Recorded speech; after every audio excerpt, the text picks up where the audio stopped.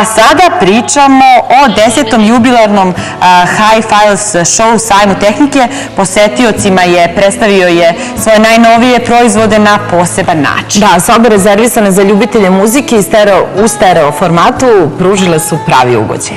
Pa da pogledamo. I dok smo nekada za videorekordere odvajali i celu platu, danas su oni deo istorije. Tehnika iz 80. i 90. godina je prevaziđena, što će verovatno za par godina biti i sa ovom današnjim najsavremenijom. Ipak, 21. vek je vek tehnike, pa su računari već zamenjeni tabletima, pa modern čovek ne gubi trku. Kako ste zadovoljni trenutnim sajmom? Jako sam zadovoljan, tu je većina izlagača, renomirane firme, svetska imena, znači sajmovi kakvi su u inostranstvu, počeli se objaviti takvi kod nas, tako da sam jako zadovoljan. Dobro, recite mi da li vi redovno zamenjujete svoju tehniku, da li ste prosto fan? Da, jesam, audiofil sam već dugi niz godina i s vremena na vreme sistemi se menjaju, poboljšavaju. Odlična je ponuda, voleli bismo da napišemo i nešto isto u PC Pressu o ponudi. Još nismo sve obišli, ali nadam se da ćemo do 7 obići i uživati u dobrom zvuku. Da li ti spadaš u onu grupu koja redovno zamenjuje svoju tehniku i obnavlja? Pa znate kako, zavisi od primanja.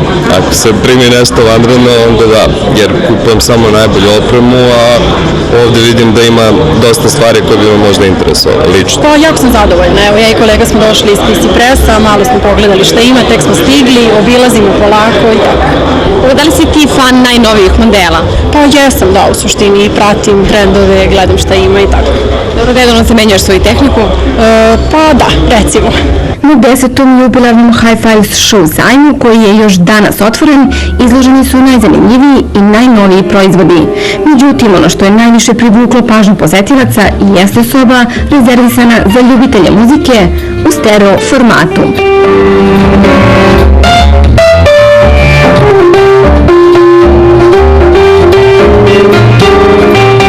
Hi-Fi show koji se održava već 10. put u hotelu Holiday Inn je specifičan upravo po tome što nije klasičan sajam. Dakle, zamišljen je tako da posetioci dolaze, ulaze u sobe i sale i uživaju u dobrom zvuku onako kako bi uživali u sopstvenoj kući, u sopstvenoj dnevnoj sobi.